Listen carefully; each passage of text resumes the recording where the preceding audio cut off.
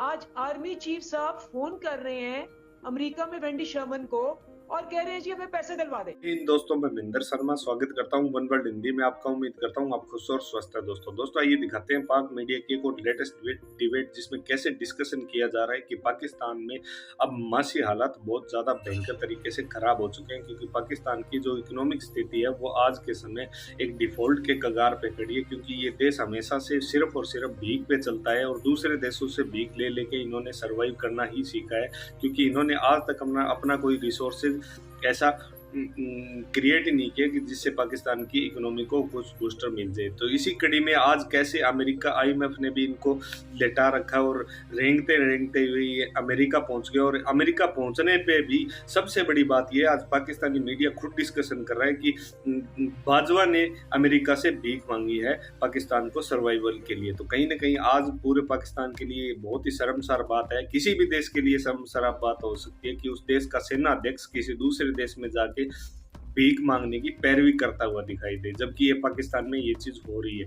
और कैसे ये पॉलिटिकल नेता पाकिस्तान के एक दूसरे से लड़ते रहते हैं, आप एक दूसरे से कि तुमने पाकिस्तान को खत्म कर दिया, तुमने पाकिस्तान को खत्म कर दिया। इस डिबेट में भी आप चीज का जीता जागता उदाहरण देखोगे, कैसे इमरान खान के चमचे ने शरीफ और मरियम नवाज के चमचों पे छींटाकशी की, जबकि इन दूसरे चमचे ने इमरान खान के चमचे पे छींटाकशी की। तो दोस्तों देखिए डिबेट और कमेंट में अपनी प्रतिक्रिया जरूर दें। लास्ट में आपसे रिक्वेस्ट करूंगा, चैनल पे नए हैं तो चैनल को सबसे पहले सब्सक्राइब करें, लाइक शेयर कमेंट जरूर करें। दोस्तों जय हिंद, वंदे मातरम, भारत माता की जय। दोस्तों भट्ठा बिठा गए थे मुल्क का कि आज ये सब कुछ देखना पड़ रहा है। शुक्रिया अमीर। और इसकी मेरे ख्याल है सबसे बड़ी क्या मैं कह सकती हूँ, 22 करोड़ अवाम को बेवकूफ समझना अभी भी, जबकि वो आपको रोज बता रहे हैं कि अब आपका झूठ नहीं बिकता। नंबर 1। नंबर 2, फिर अपनी लीडर को झूठा कहना। नवाज शरीफ ने खुद मीटिंग में बैठ के कहा है कि मिफ्ता इस्माइल ने मेरे साथ झूठ बोला। उसने कहा कि 23 रुपए बढ़ेगा, 50 रुपए बढ़ गए डॉलर। और तीसरी बात, मरियम ने ट्वीट की और अपने चचा को कहा कि लीडर ऐसे होते हैं कि मुश्किल हालात में बिल्कुल ही रह जाते हैं, लीडर तो बाहर निकलते हैं। तो मेरा ख्याल है कि ये एक पाकिस्तान मुस्लिम लीग नून और लाहौर और पाकिस्तान मुस्लिम लीग लंदन का एक दूसरे के खिलाफ जो जंग जारी है, उससे आपको बात साफ समझ लग गई है कि क्या है। आपको ढकी छुपी बात तो नहीं है कि जो मिफ्ता इस्माइल की मैं बताऊं कि इससे बड़ी स्टैम्प क्या होगी कि जो उसने मुल्क की तबाही बर्बादी की है, कि आज ना कोई इदारा उसको सुनने को तैयार नहीं है। आज आर्मी चीफ साहब फोन कर रहे हैं अमेरिका में वेंडी शर्मन को और कह रहे हैं जी हमें पैसे दिलवा दे। अब आप सोचें कि जब वो कहेंगे पैसे दिलवा दे, इसका मतलब क्या है कि मिफ्ता इस्माइल को उन्होंने ना कर दी। इसका मतलब क्या है कि 15 पार्टियों को उन्होंने ना कर दी है। इसका मतलब क्या है कि आपकी मुल्क के ऊपर जो आपने 4 महीने में, क्योंकि फिगर्स मैं आपको बताती हूँ, जब हम गए 20 बिलियन थे, आज 9 बिलियन है रिजर्व्स। जब हम गए 178 पे था डॉलर, आज 250 रुपए पे है। जब हम गए 220 पे पाउंड था, आज 305 रुपए पे है। जब हम गए 148 पे पेट्रोल था, आज 250 रुपए पे है। जब हम गए, जो महंगाई थी 16.5%, आज 37% से ज्यादा है। और इनके अपने लीडर जो हैं वो एक दूसरे से लड़ के कह रहे हैं कि जी जो मुआशी हमारे टीम ने बेड़ा गर्क किया है, ये मैं तो नहीं कह रही ना, ये तो नवाज शरीफ कह रहे हैं, ये मैं तो नहीं कह रही। वो ट्वीट उठा के देख लें, अभी भी मरियम की ट्वीट पड़ी हुई है अपने चचा के ऊपर, सेंटर के ऊपर, और वो ये सारी चीजें आप देखें। अब उसके बाद आप टीवियों पे आके ये बातें करें और फिर अवाम आपका क्या असर करेगी? अवाम आपका वही असर करेगी जो इंतखाबात में हुआ है कि आप तख्ते लाहौर उलट गया, आपको 15 सीटें से शिकस्त हुई। अभी ये हाल है, मैं आपको लेटेस्ट बता रही हूँ, मैं देख रही हूँ कि डिप्टी स्पीकर का जो इंतखाब था जिसमें इन्होंने कैंडिडेट लगाना था, इनका कैंडिडेट भाग गया है। हमारा जो डिप्टी स्पीकर का कैंडिडेट है वासिक कयूम साहब, वो बिला मुकाबला मुंतखब हो गए हैं, क्योंकि इनकी तरफ से कोई पेपर ही नहीं जमा करा सका, क्योंकि पता था कि नोटों के ऊपर जो हशर होना है वो बेइंतहा होना है। मतलब मुकर्ररा वक्त तक ना यू पहले कहने लगे जी अली हैदर गिलानी करा रहा है, फिर जी कोई और करा रहा है। ये इनके पास डिप्टी स्पीकर का कैंडिडेट नहीं रहा, तो आप बैठ के अच्छा, 22 करोड़ स्पीकर पंजाब असेंबली का इलेक्शन जो आप सफ्तान खान साहब उसमें मुंतखब हुए, नून लीग ने उसको भी अदालत में चैलेंज कर दिया है नदीम साहब। बड़ा अच्छा किया।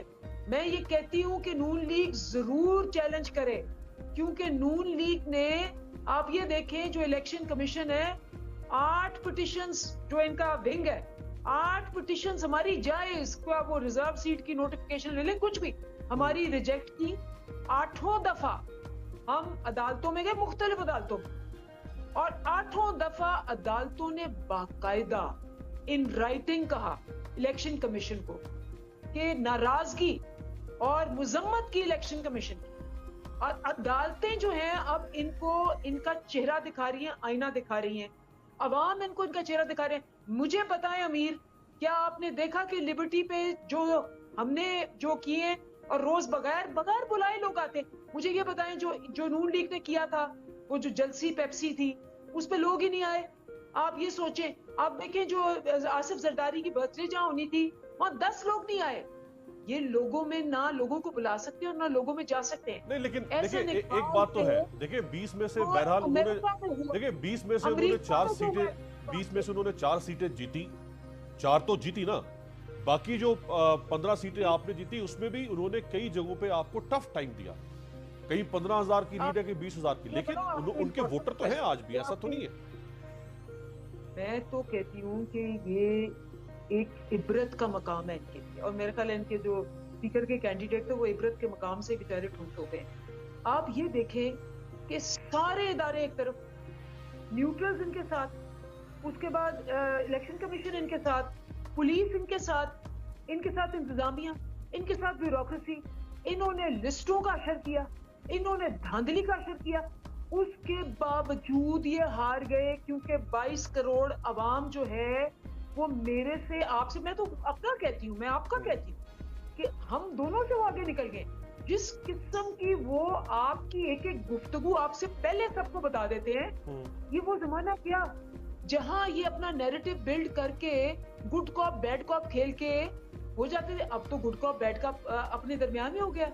मरियम ने शहबाज को एक्सपोज करना शुरू कर दिया पब्लिकली ऑन ट्वीट्स, और नवाज शरीफ ने कहा कि मिफ्ता इस्माइल जैसा नालायक और नाअहल फाइनेंस मिनिस्टर आज तक।